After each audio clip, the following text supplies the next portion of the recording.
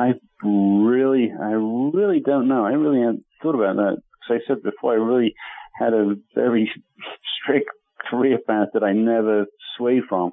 I didn't think about doing a lot of other things. I can't even think about what I'm going to do when I retire. I like what I'm doing. I still, even though I've been doing it for 30 years, I still get excited going into work. So I haven't really thought about something else. I guess when I grow up, I'll think about what I should be doing. And that's a common answer for people involved in law. I get that constantly, that they wanted to do it from such an early time. They never thought of anything else. And I think it might have been easier, maybe a little bit when you did it, to do it. And I think it's a little tougher now to just kind of fall into it. I've had guests that, just came right out of the military and walked down to the police station, when you could do that.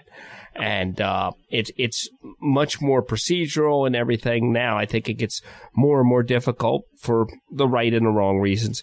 But it just seems like that in law enforcement, it's almost like this destiny. And the only answer I ever had in law enforcement or law in general, DAs and everything I've talked to, is I had one federal judge that when I pressed him on it, he said, I might be a failed jazz musician. That was it. That was the only answer I've ever gotten. But nobody's ever had, they've never thought about it. They act like it's the most insane question you could ask, because it's like, I don't know. I've never considered it. And no, yeah, I really haven't considered anything else. And I guess even, I don't know whether I will retire, or if I do retire, whether I still remain working on some level in law enforcement. Yeah, well, if you retired, and I don't think you would retire, if you retired, I mean, you would be great as an instructor, in a criminal justice program. You'd be great. Do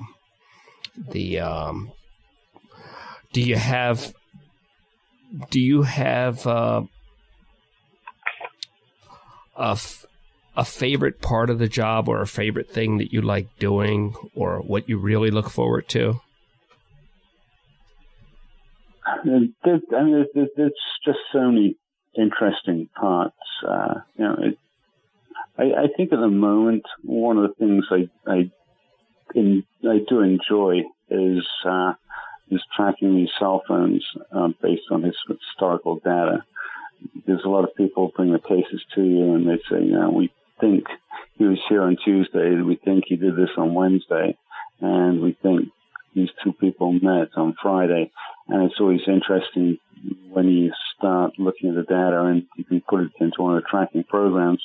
You can actually prove that, on Wednesday at 2:00, he was within 300 meters of this building, and on Tuesday at 8:00, both these cell phones met up in a park in, whether it be Hilltown or in Falls Township. It's pretty interesting looking at things after the fact and being able to back out people's theories.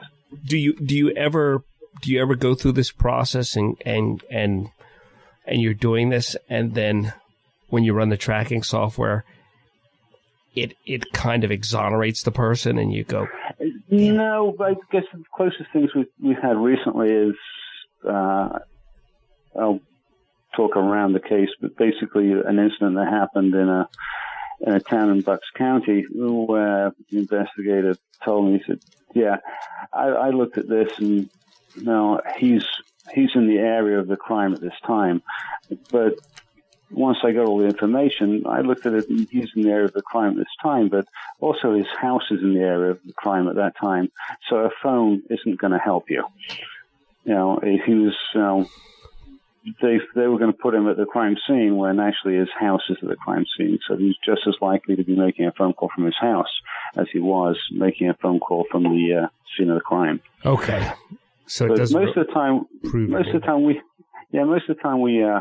we haven't had a case yet where the defendant wasn't where we thought he was. So it's been pretty accurate. People lie about where they are, but couldn't it be used? Phone always tells the truth. Could it be argued by a defense attorney that the cell phone was there, but the person was not? That's argued every time. Okay. That's argued every time. That's why you have to look at everything else. I mean, the cell phone is seldom the one piece of evidence in a case. But if you can argue that the cell phone was there, and also while the cell phone was there, the cell phone was calling the defendant's mother, and then on the way back it called the defendant's wife, and it called, the defendant's brother-in-law within a 2-hour period, then that makes it look better. But it's an argument every time. Yeah, my phone was there, but I lent it to somebody. But our phones are our lives, and I have never met anybody yet who's actually lent their cell phone to somebody for a long period of time. No, it's become it's grown to be very similar in attachment to the wallet, maybe more so because people don't have wallets. A lot of people don't have wallets anymore. We're very attached to them. What do you do? Have you had a case where somebody has just had multiple cell phones and just made it extra difficult for you because this guy's got 4 cell phones? Actually, it makes it a lot easier for us. Because if someone has 4 cell phones, the cell phones are also moving from place to place. So when the cell phones move in unison from place to place, and chances are that person has the cell phones. The argument that I lent my cell phone to somebody is way out of the door unless you lent 4 cell phones to somebody. But I love it when people have multiple cell phones and we can track the cell phones going exactly from place to place to place. So your message is just use your cell phone for everything. Keep it close. If you have multiple ones, that's even better. Yes. Yeah. Carry as many phones as you can and use them all the time. That's great. The how long has your daughter been in law enforcement? This is her 3rd year now. Is she as passionate about it as you are? Yes. Yeah, she's studying for the sergeant's. I guess they just announced the sergeant's exam in Philadelphia for next March, so she'll be studying for that. But she tries everything she can. So she's very involved in the department as a whole, and also she's. I don't want to misquote myself, but she just started an organization within the Philadelphia Police Department, a women's support group. I don't know what it's actually called. I should know, but I don't. So she's very much into volunteering and putting herself into the law enforcement community. Oh, okay. So she kind of got that from you a little bit, the volunteering thing. Yes. I think that was one of the you were one of the really good parents because you always went above and beyond, and you were busy other than that versus the people that were just barely pulling their weight and kind of phoning it in there. You had several things going on, but you were one of those rare people that I still know that you always call somebody back. You always follow up. You always do things in a timely manner, and that seems so rare nowadays. You're thanking people for mediocre service. We've been trained to thank people for mediocre service instead of expecting people to do good work all the time. And you've always been like, if I send you a message and I don't hear back from you quickly, I start to worry, because you're normally good about it, but you've been very busy lately. Well, my biggest problem is I get so many messages. I try and answer everything.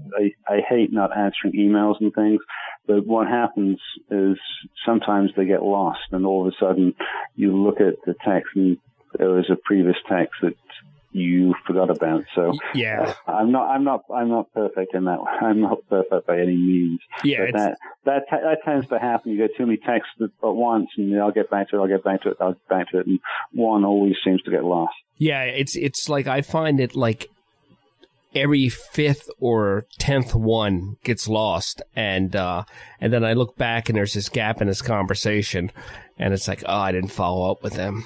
And, it's that dependence on technology again that, we don't know how to deal. I think we have more options to communicate, but I think because of the disconnect with the options, we do it more poorly at times. Yeah, I'd have to agree with that. I think one of my pet peeves is if you send an email out to people and they don't get back to you. If it's an email that somebody should get back to you, because some emails don't need a reply. But if I email somebody with a question, I expect an answer. Right. Exactly. Now, when you're dealing with all this data, and you've probably looked at hundreds, if not thousands, of cell phones over time, do you see any trends in behavior as a society through cell phone owners? Do you see any commonality? Just that the people aren't disciplined enough to switch their cell phones off if they don't want to be tracked. People, they may not make any phone calls, but they won't switch the phone off because they don't, they could get a text, or so people aren't they're just so stuck to their cell phones that the cell phones are going to be the reason for their downfall. What's the most text? Like, I'll see stuff with, and I know people that, my godchildren or whatever, they'll talk about text. What's the most text you've ever seen somebody do in a month? Oh, I couldn't tell you, but people send thousands and thousands of texts, and we can get hundreds. I've seen people making hundreds of combination texts and phone calls in a day, which is, for me, that's nuts. But it's not unusual for some people to be on the phone texting constantly. So hundreds.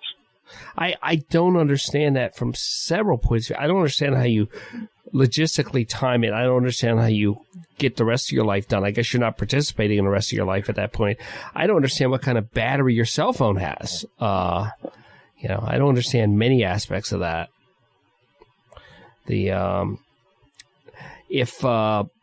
Are you one of the people that will go back for your cell phone? Will go back if you've left it at home. My cell phone is my work, so I have my reports on my cell phone. I take crime scene photographs on my cell phone. I have my contacts on my cell phone. I have virtually everything I need on my cell phone. So if I leave my cell phone at home, doesn't matter where it is, I'm going back for it. I can't be without it. Yeah, I have a bunch of stuff on mine, and I have my number set up so that my cell phone number is actually a number that forwards to two phones, so that if one goes down, I'm not crippled. And usually, like when I'm working something, one phone won't cut it because I need one for incoming calls and one for outgoing calls, because it gets tied up. But are you doing anything nowadays like the Sea Cadets? Any side things? No. I'm just busy with my work. I go to work. All the kids are bigger now. We just had the first grandbaby 2 weeks ago. Oh, congratulations! So, thank you. That's. I don't know. I've visited the Sea Cadets a couple of times. Usually if they want, we hook them up with dogs or equipment, and I paid visits, but I don't have the time anymore. It seems to, even without any children at home, to spend one weekend every month and 2 weeks every summer away. It's slightly different. I know it's probably a little bit selfish, but most people get involved with volunteer organizations when their kids are involved, and when the kids are gone, then it's time to move on. So I don't have that kind of investment. Maybe in another 10 years I will, but we'll see. Well, and you're not the kind of person that would do it unless you could fully commit. There's also a type of volunteer that will say I'll do it and then kind of partially commit, which is it's the worst kind, I think, because it's kind of you're just not all you're not there enough. I think if whatever you sign up for, if you agree to it, like I have people that say, we train this day and this day.